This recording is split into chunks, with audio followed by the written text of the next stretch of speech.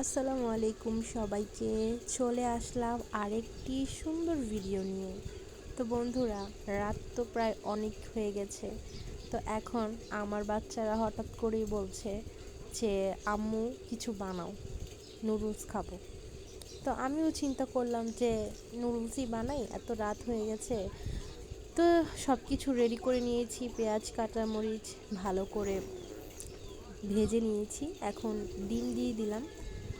তো আপনারাও এরকম করে রান্না করে দেখবেন, ভালোই লাগে। আজকে আমি একটু অন্যরকম পদ্ধতিতে নুডলসটা রান্না করব। যাই হোক, আমার ডিমটা পুরোপুরি রান্না করা শেষ।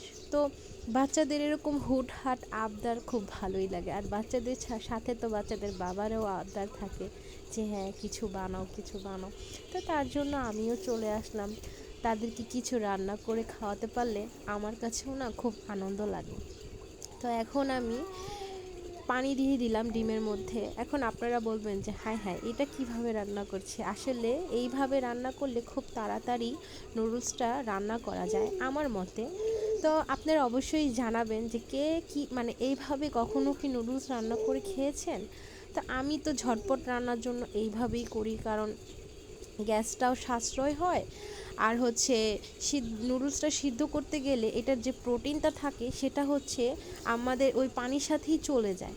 তো এই জন্য আর কি আমি এরকম একটা টেকনিক এবার ট্রাই করলাম। তো যাই হোক বন্ধুরা, দেখেন আমার নুডলসটা মাশাল্লাহ মাশাল্লাহ খুবই ঝরঝরে হয়েছে। আপনারাও এরকমভাবে বাসায় হুটহাট রান্না করে খাবেন, বাচ্চা রান্না করে দেবেন, দেখবেন ওদের কাছেও খুব ভালো লাগবে। এই যে আমার নুডলসের ফাইনাল লুক। তো বন্ধুরা, খেয়ে অবশ্যই জানাবো নুডলসটা কেমন হয়েছে। আমার পাশে থাকার জন্য অনেক ধন্যবাদ, ভিডিওটি দেখার জন্য ধন্যবাদ। আল্লাহ হাফেজ।